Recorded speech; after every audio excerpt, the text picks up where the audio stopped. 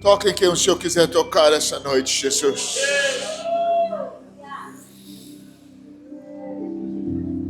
É um engano muito grande de que só as ovelhas precisam ser tocadas. Nós, pastores, precisamos ser tocados por Ti, Senhor.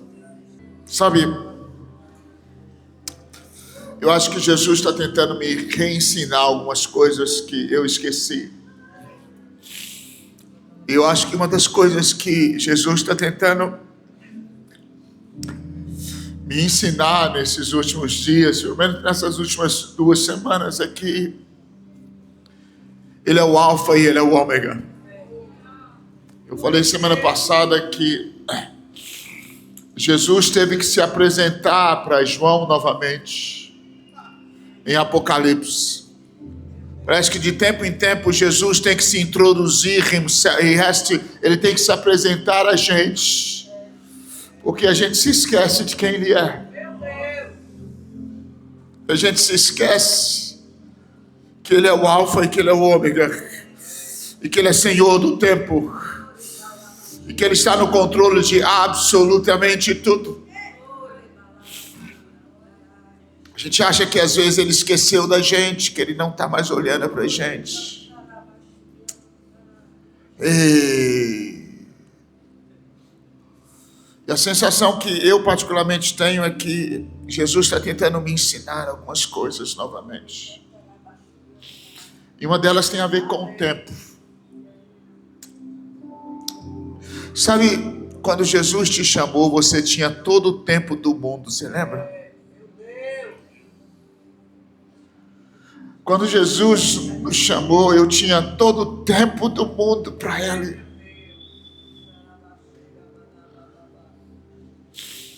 A igreja, a gente estava falando semana passada que uma das características que eu mais amei, hoje eu aprecio na igreja brasileira da minha época, é que a gente tinha tempo para Jesus. Numa reunião, muitas vezes a gente ficava 20 minutos em silêncio, esperando Jesus. Hoje nós não temos necessidade dele, nós temos nosso iPad com 3.000 pregações. Nós temos nossa ideia de como deve ser feito e a gente sabe qual é o caminho correto. Mas a sensação que eu tenho é que Jesus está nos levando de volta. Várias vezes Jesus teve que se apresentar aos seus discípulos de novo. Os discípulos de Emaús, eles não sabiam quem Ele era. Depois da ressurreição, Ele teve que falar: olha, Shalom, olha aqui, toca nas feridas, sou eu mesmo. Uma daquelas mulheres que andava com Jesus achou que Ele era um jardineiro.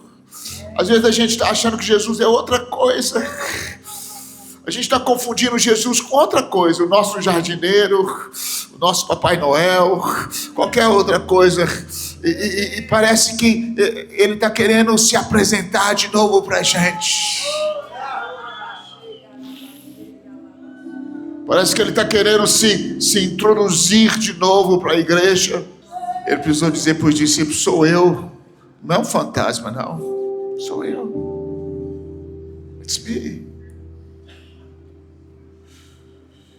E o medo que eu tenho é que Jesus tem entrado nas nossas reuniões e saído das nossas reuniões sem nós sabermos quem Ele é.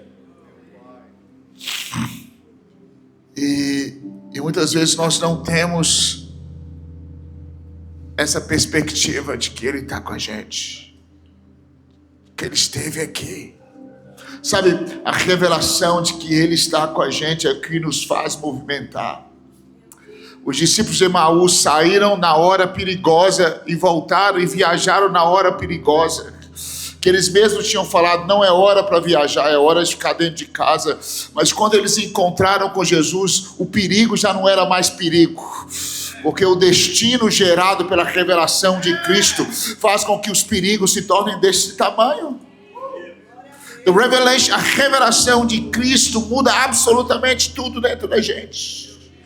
Estar com Ele, comer com Ele, beber com Ele, comer da sua carne, beber do teu sangue, muda absolutamente toda a perspectiva de tudo. Parece que mais anos que você passa no ministério, mais incompetente eu me sinto.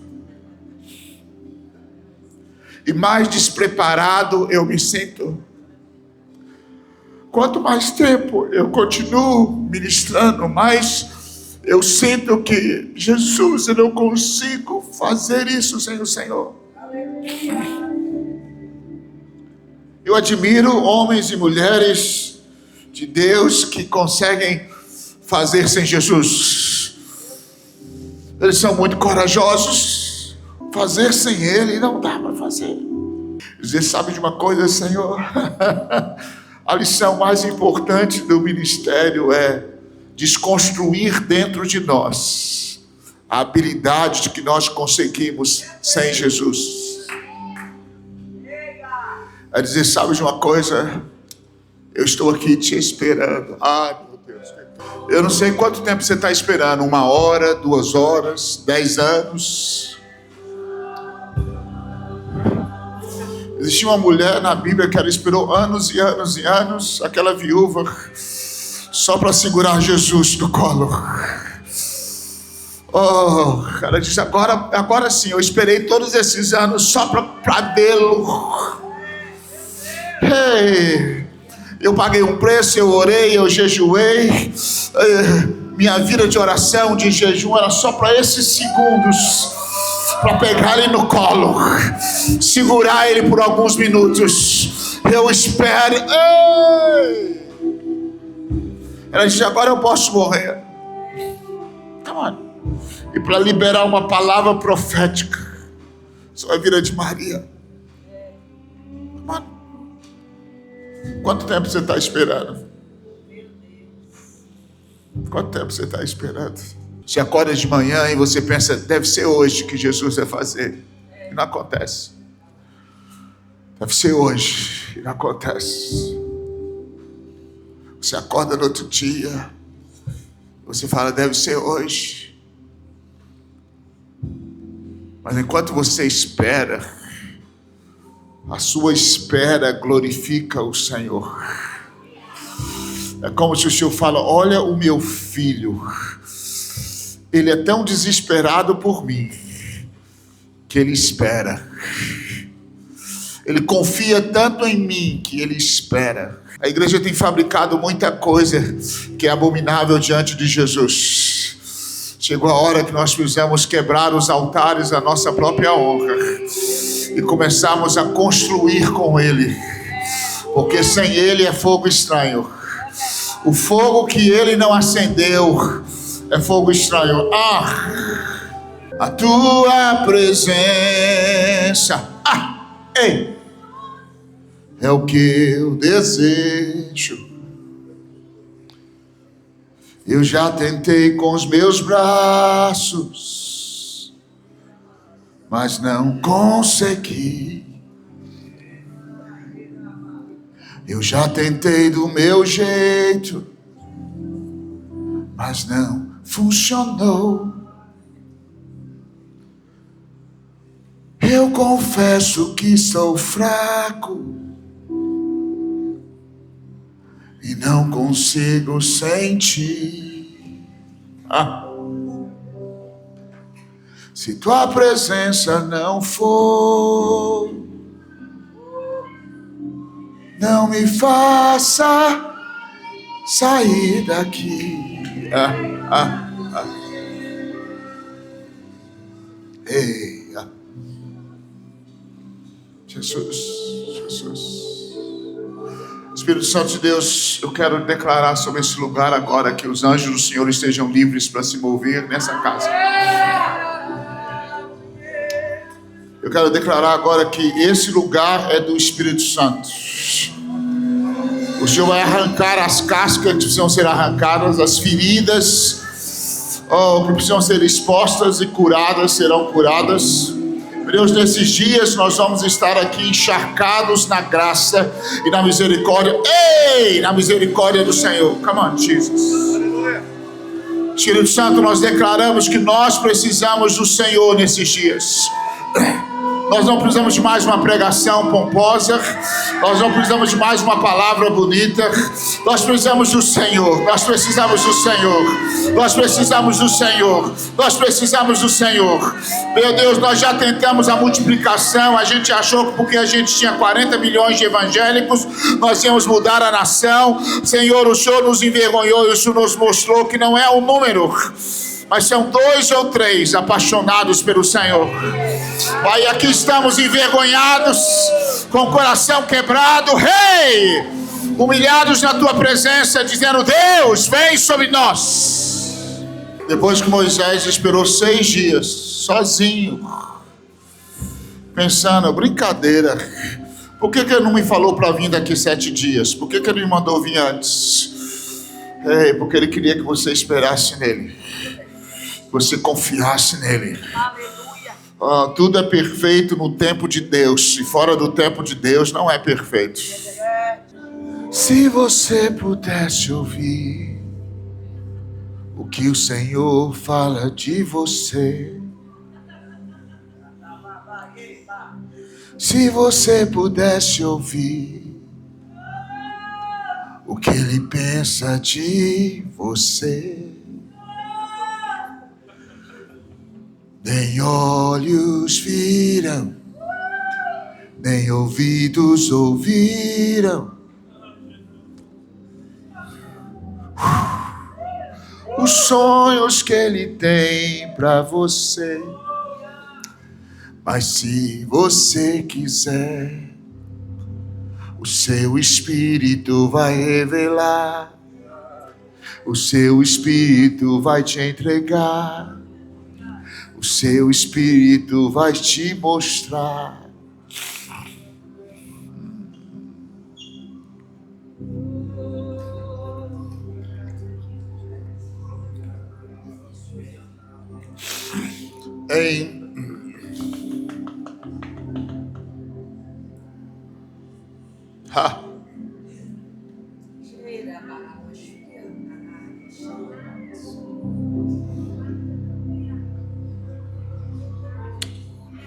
O que o Senhor quer fazer essa noite, Jesus? Father, just do whatever you want to do. Faz aquilo que o Senhor quer fazer.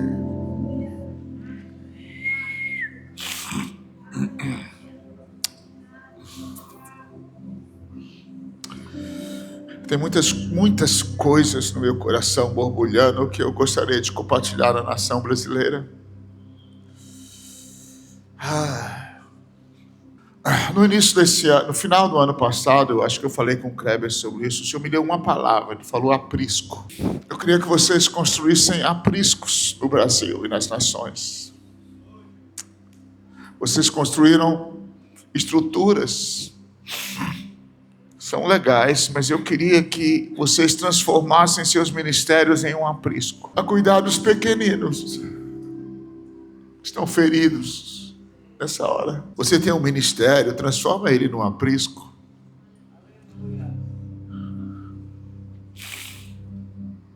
Um lugar onde cura, onde cuida.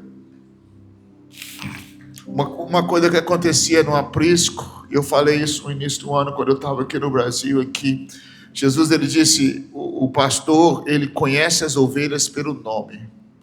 Em outras palavras, a manifestação de uma restauração de identidade pode vir pela restauração do aprisco.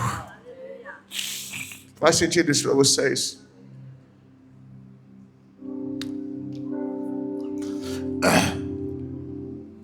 E ele lança elas para fora e ele traz elas para dentro. Em outras palavras, sem aprisco não existe ponto de partida para o destino. E eu creio que Deus está restaurando isso nesses dias. Sobre isso eu tenho tanta coisa para falar, mas... E aí vem na minha cabeça, Senhor, ok, vamos criar um novo movimento, aprisco. O Senhor fala, eu preciso de pastores para cuidar das minhas ovelhas. Quando o Senhor virou para Pedro, ele disse assim, Pedro, tu me amas? Eu sempre achei aquilo ali estranho, né? E aí, alguns meses atrás, foi mais forte ainda para mim, porque a tradução diz mais ou menos assim: você me ama mais do que essas pessoas que estão aí. Só que o ambiente onde Pedro estava tendo a conversa com Jesus era um ambiente junto com os outros discípulos. E Jesus perguntou para ele: cara, você me ama mais do que esses outros aí? Eu preciso saber o nível do seu amor para comigo, mais do que os demais, porque dependendo do nível de amor, eu vou colocar nas suas mãos uma graça para aprisco. Eu vou te dar aquilo que eu amo para você cuidar. Eu preciso saber o nível do seu amor. E eu falei muito sobre isso alguns meses atrás. Você deve ter ouvido em algum lugar eu falar sobre isso, que eu fui pesquisar como que eu faço para saber se eu amo Jesus mais do que os demais. Você já parou? É bem constrangedor. Olha para a pessoa do seu lado, né? Olha aí para o seu irmão, e aí você está Jesus na sua frente. Aí você olha para o outro lado e você fala: Jesus, eu amo o Senhor mais do que essa irmã que está do meu lado. Eu amo Jesus mais do que esse cara que está do meu lado. Isso chega a ser constrangedor, né? Como que Jesus faz uma pergunta dessa para a gente? Você me ama mais do que esse pessoal que está aí do seu lado? Interessante que eu fui pesquisar sobre como que eu faço para saber se eu amo mais. E o texto que eu encontrei na Bíblia foi quando Jesus falou assim: quem muito é perdoado, muito me ama. Eu descobri que essa pergunta se encaixa perfeita em pessoas vacilonas como eu e você. Quem muito é vacilão, mais tem a probabilidade de se tornar um bom pastor. Quem tem uma revelação mais profunda da sua natureza pecaminosa e da graça de Deus operante na sua vida, essa pessoa tem a probabilidade de se lançar muito mais naquilo que Jesus deseja, porque ele ama Jesus com mais intensidade. Se você acha que você não precisou ser perdoado de nada, que você é bonzinho, com certeza vai ser difícil Jesus te colocar para cuidar desse aprisco. Mas sabe de uma coisa? Jesus está procurando homens que digam: olha, deixa eu contar para você sobre os meus pecados. O quanto eu fui perdoado, o quanto a graça me pegou, o quanto a misericórdia. Eu acho que quando Jesus perguntou isso para Pedro, Pedro falou: olha, eu te amo mais, é porque eu sou o cara que te negou 3 vezes. Nenhum desses caras aqui te negaram tão profundamente como eu. Eu tenho muito mais a te amar do que todos esses meus irmãos que estão aqui. Como o apóstolo Paulo disse: eu sou o pior dos pecadores. Pedro disse: eu sou o pior desses 11 aqui, desses 12. Por isso Jesus entrou uma doutrina no meio do corpo de Cristo de que você consegue, se você é forte, você é hábil e você tem a estratégia top. Isso adoeceu a gente, porque nós nos tornamos inaptos para aquilo que Jesus quer. Porque Jesus precisa de gente que ama Ele mais do que os demais. E para amar Ele mais do que os demais, nós precisamos ter uma revelação de que nós somos o pior de todos. E se nós temos uma revelação de que a gente é bonzinho, de que a gente é top, que a gente consegue, e que se a gente acordar tá a hora da madrugada e romper e fazer estratégia, daí a pouco a gente fica rico, todo mundo fica rico, nós estamos dizendo que não dá para Ele confiar nas nossas mãos esse aprisco. Faz sentido para vocês isso?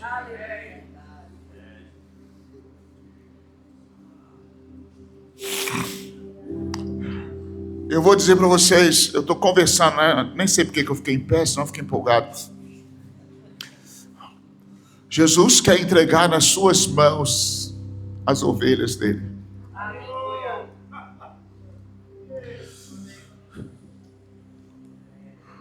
Ele vai cuidar dos pastores nessa nação.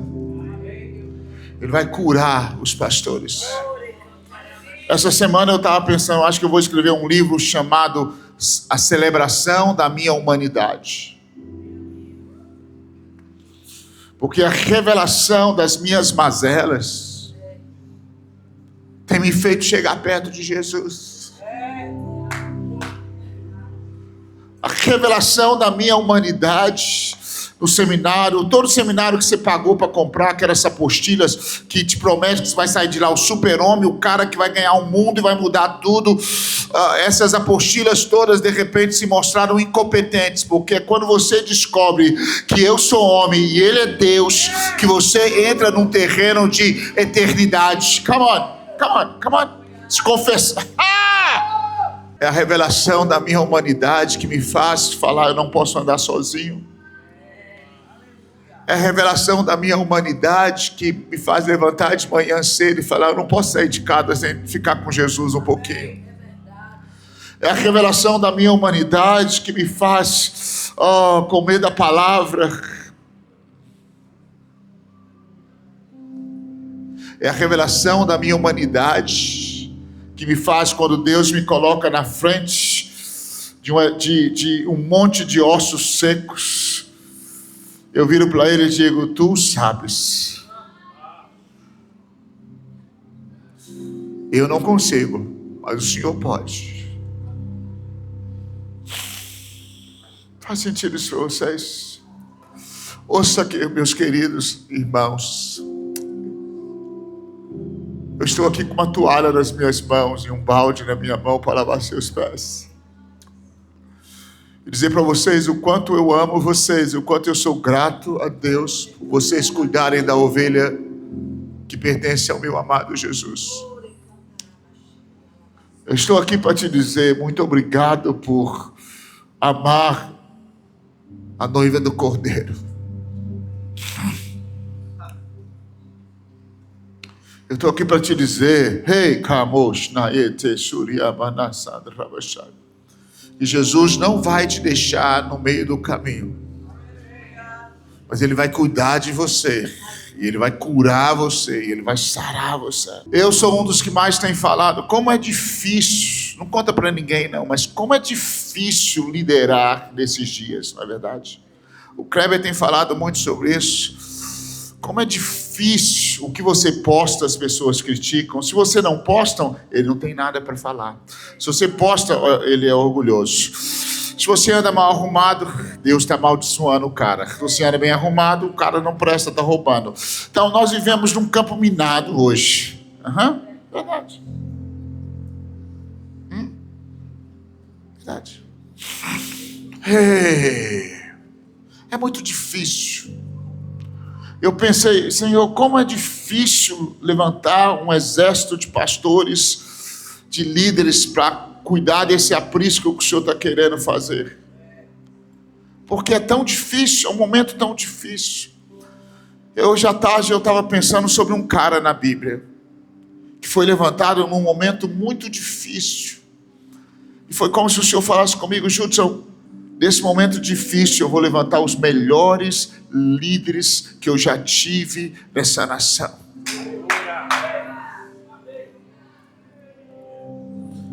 Foi como se o Senhor falasse comigo: Judson, nessa hora eu vou levantar os melhores líderes e mais confiáveis e com mais autoridade de falar nessa nação.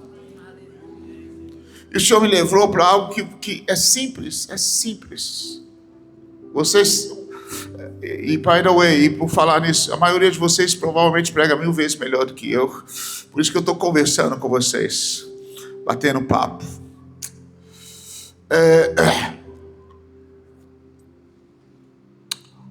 Existia um menino chamado Daniel. A nação estava em apostasia. O rei Jeoaquim,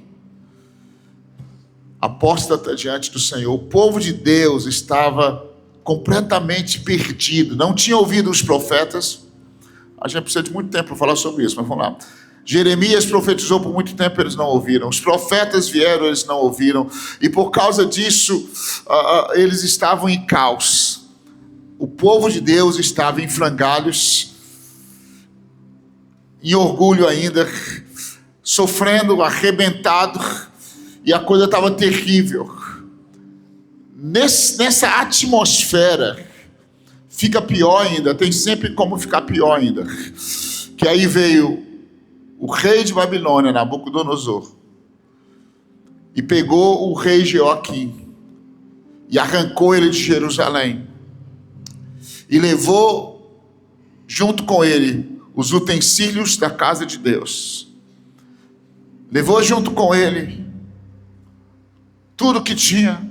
E depois o rei falou: faz uma coisa, volta lá e pega jovens, meninos, sejam bonitos, de boa aparência, traz eles, porque nós vamos trabalhar na mente deles e vamos transformar eles para nos servir. E nesse ambiente totalmente improvável, onde o povo de Deus está perdido, sem visão, sem direção, nessa hora onde o povo de Deus é levado escravo por um governo corrupto, não vou falar não, porque senão a gente vai para outro lugar. Um governo de Nabucodonosor, que veio e pegou eles, levou eles como escravo. Deus entregou eles na mão. Nessa atmosfera, onde o povo de Deus desobedeceu, onde tudo estava acontecendo, Deus fala: é agora que eu vou levantar, no meio disso, Daniel. Nessa atmosfera improvável, totalmente fora da época, totalmente fora da probabilidade, o Senhor fala: nesse ambiente eu vou levantar. Hoje à tarde, quando eu sentei, eu senti como se o Espírito Santo falasse para mim dizer para vocês: é nessa hora que eu vou levantar os melhores líderes e os ministérios mais relevantes e os homens mais relevantes, mulheres mais relevantes nessa nação. Come on. Come on.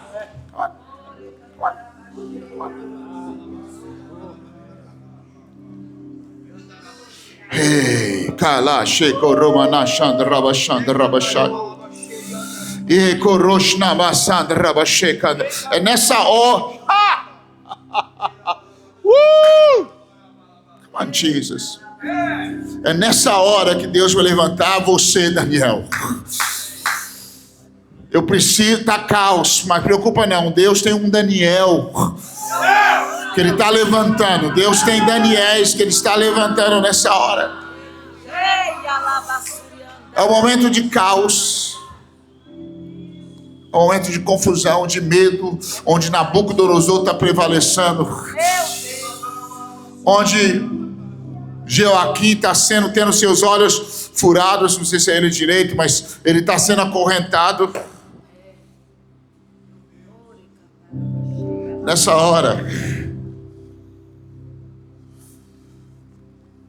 Daniel é levantado. Lideranças com o cheiro e o DNA parecido com o de Daniel.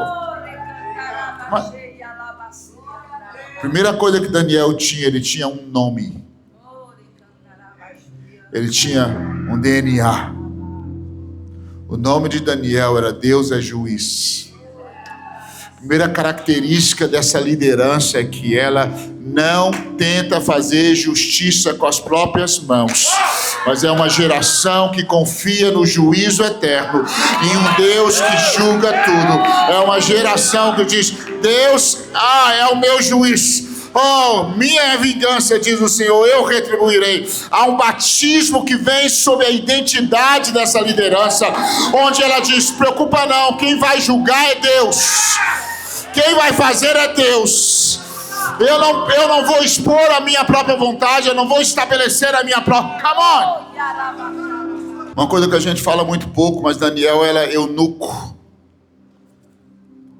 Em outras palavras, ele não falava: eu estou fazendo meu ministério hoje, amanhã vai crescer mais, vai crescer mais, vai crescer mais. Ele sabia que era a vida dele que contava, ele viver o tempo todo para o Senhor, até ele falecer. Estão entendendo?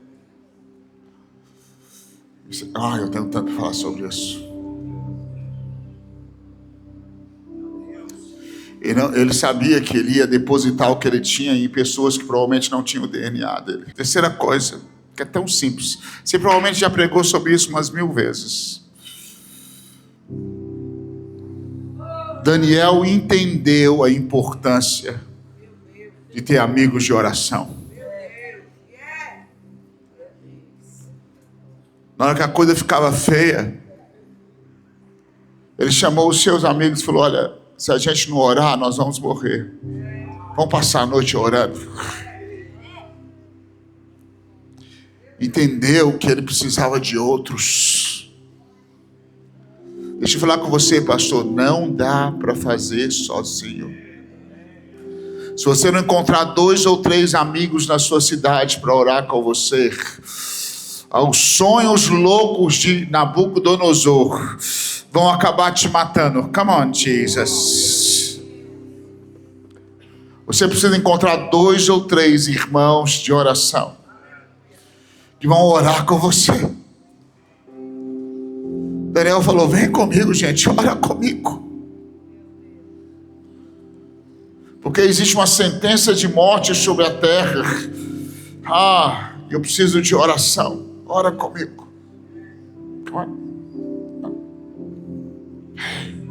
Faz sentido o que eu estou falando com vocês?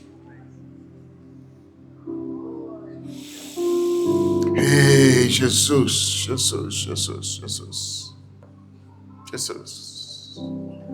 Eu canto. Um momento difícil, nós precisamos de líderes com algumas características como a dele. De trabalhar em equipe. De servir junto com os outros. De falar, sabe, uma coisa, a gente vai orar. Vamos orar, vamos passar a noite orando. Não tem outro caminho.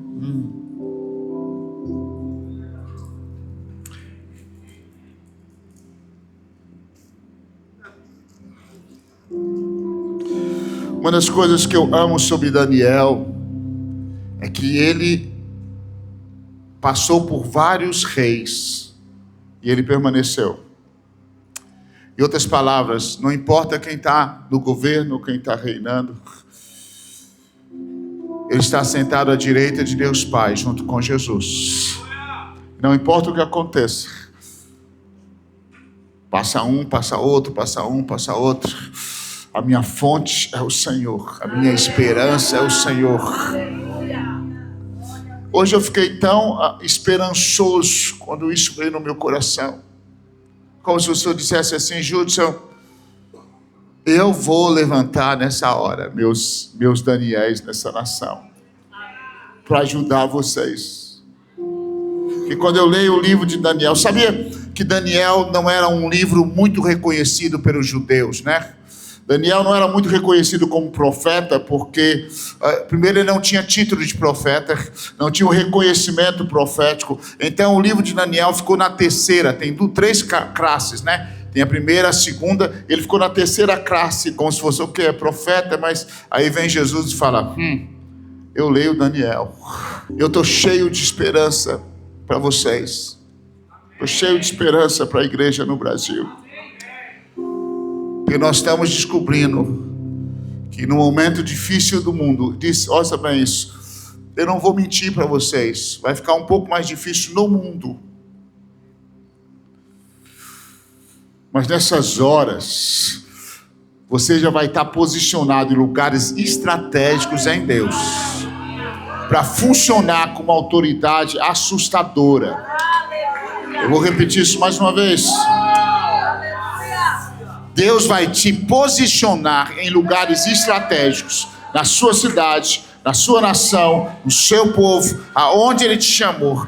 E você vai funcionar com uma autoridade, com chaves absurdamente maravilhosas para influenciar nesse tempo que virá sobre a terra. E o Espírito Santo vai te usar muito mais do que você jamais pensou. E vai ser um dos momentos mais frutíferos que você jamais pensou na sua vida. Come on. Vão ser momentos mais fenomenais do seu ministério que você jamais experimentou em todo o seu ministério.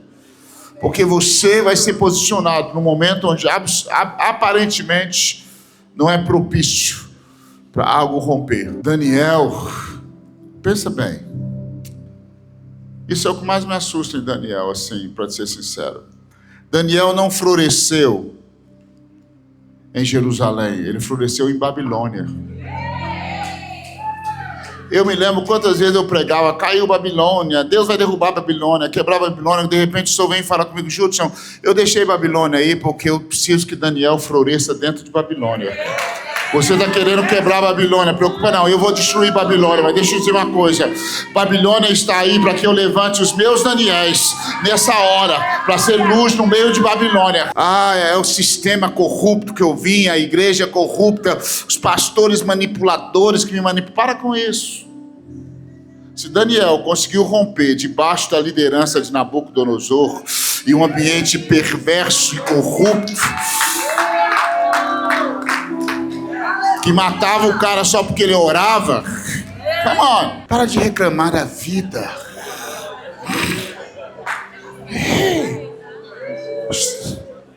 Descobre a autoridade que você tem no reino. Descobre a autoridade disponível para você no reino. Eu falei isso alguns meses atrás, quando eu estava aqui, que Deus às vezes faz algumas coisas com a gente, né? Ele dá uns passos para trás para ver o que a gente vai fazer. Ele fez isso com Adão, né, lá no jardim, né? A Bíblia diz que ele trouxe os animais para Adão, e aí falou, põe nome neles. Nome tem a ver com identidade e destino, você sabe disso. E é como se o Senhor desse uns 3 passinhos para trás e falava, vamos ver o que você vai fazer. Eu estava falando esse dia, já pensou se ele chamasse o coelhinho de comedor de homens? Hoje a gente estava correndo de medo de coelhinho. Ou seja, Deus... Sabe o que a gente faz? A gente vê um coelhinho, a gente fala, olha o leão, matador de homens. O Senhor está querendo saber qual o nome que você vai pôr naquilo que está na sua frente. Babilônia é o lugar onde Deus vai me fazer vencer o que jamais pensei que eu ia vencer. Eu falei um dia desses que quando Eliseu acorda de manhã, tá lá o servo dele também, né? Ele acordou antes, depois acordou o servo dele. Aí o servo dele falou, alas, a tradução original seria, oh que dor, oh que coisa horrível. Nós estamos mortos agora. Ele deu nome à situação.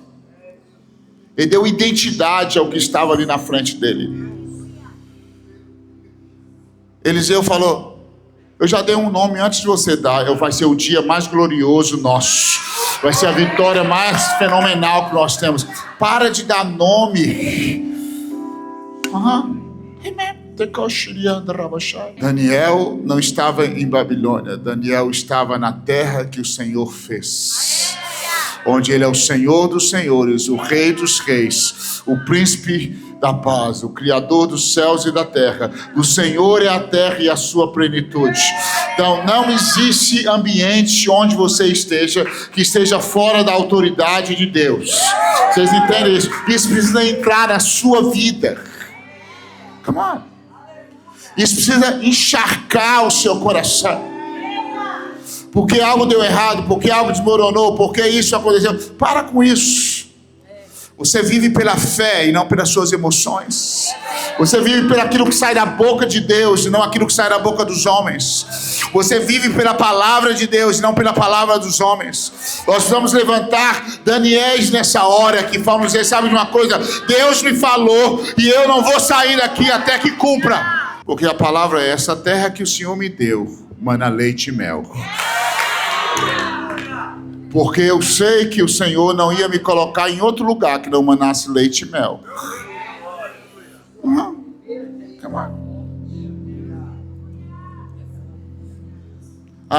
Se eu tivesse lá em Jerusalém seria diferente. Então se você estivesse no lugar que Daniel está, em Deus, vai ser diferente. Eu não estou, esse fim de semana, desculpa, Kleber, eu não quero sentar com vocês à beira do rio de Babilônia, reclamando e chorando por causa do que aconteceu conosco. Eu não tenho mais tempo para pendurar minha harpa nas árvores da beira do rio de Babilônia e chorar o leite derramado. E porque eu estou querendo encontrar uma geração de homens e mulheres que vão dizer, eu confio no Senhor e eu sei que Ele pode fazer, e eu sei que se nós estamos vivos, Deus tem um propósito. Come on.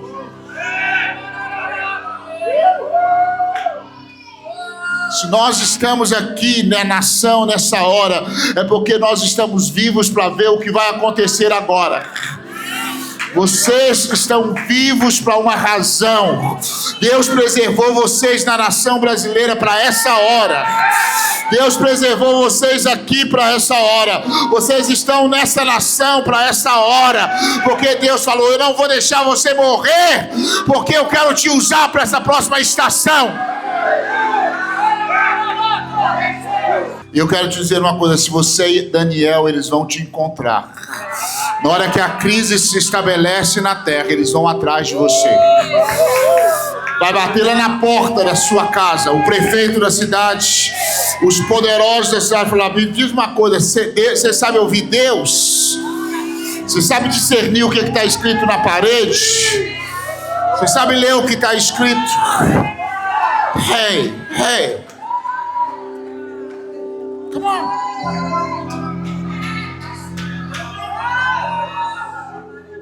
Hey. Enquanto muitos estavam tentando ler o que os homens escreviam, Daniel estava lendo o coração de Deus. Por isso, na hora que os homens não sabiam ler os céus, ele tinha algo para dar. Só guarda isso. Nessa hora, Deus vai levantar líderes extraordinários no meio da igreja, que vão ter coragem de construir um aprisco. Se vocês construírem um aprisco, as ovelhas virão. Vira para alguém que está do seu lado e fala: se você construir um aprisco, as ovelhas virão.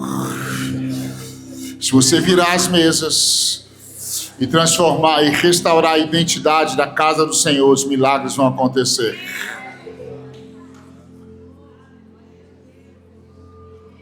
Nós precisamos de homens que vão construir um aprisco nessa hora. Deus vai levantar vocês com coragem. Deus vai curar vocês para curar a igreja. O que Deus vai fazer em vocês, vai fazer através de vocês. Vocês estão me entendendo? Aleluia! Não é um momento de jogar a toalha, não é um momento de desistir. Da maneira como eu vejo que os melhores anos dos pastores nessa nação não estão atrás, estão na frente de vocês.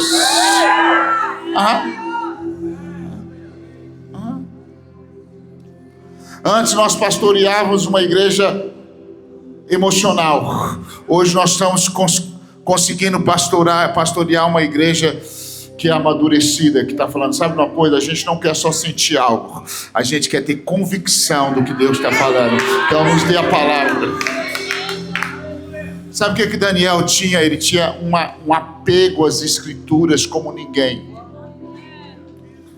Deus vai levantar líderes nessa hora e são apegados. Capítulo 9 de Daniel, quando nada acontecia, a Bíblia diz assim, que pela leitura cuidadosa e profunda das escrituras, Daniel descobriu o momento profético, e ele descobriu que estava na hora de restaurar Jerusalém. E aí ele começou a orar, e depois, 2 meses depois, começa a pipocar profeta num lugar, profeta no outro, profeta no outro. Daí a pouco a coisa começa a pipocar, porque ele tinha um apego às escrituras.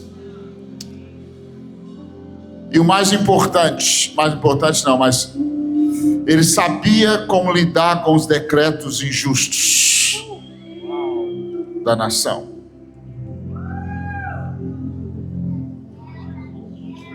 Vocês estão me entendendo? Ele sabia como acessar.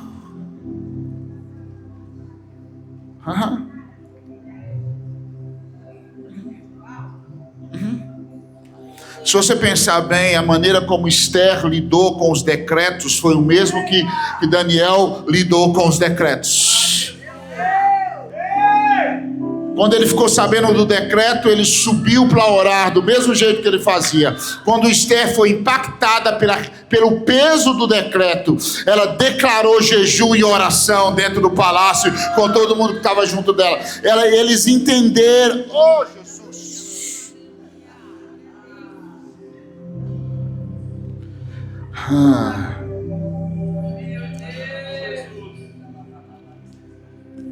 Fiquei um pouco empolgado, me perdoa. Queria só bater papo, mas eu amo vocês. Jesus está levantando vocês nessa hora. Vocês estão sendo separados nessa hora por Jesus para algo maravilhoso.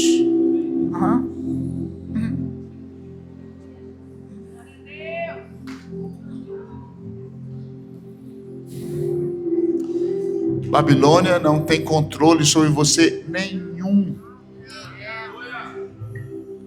Ter ou não ter dinheiro não vai parar você em nada. eu não ter uma estrutura imensa não vai mudar nada. Você não precisa copiar ninguém. Você não precisa cobiçar nada de ninguém. Porque Jesus tem absolutamente tudo o que você precisa para você cumprir o que Ele tem para você cumprir. Você não precisa ter medo do homem. Você não precisa ter medo de nada. Você não precisa... Você precisa confiar em Jesus. Confia que Ele está no controle de tudo.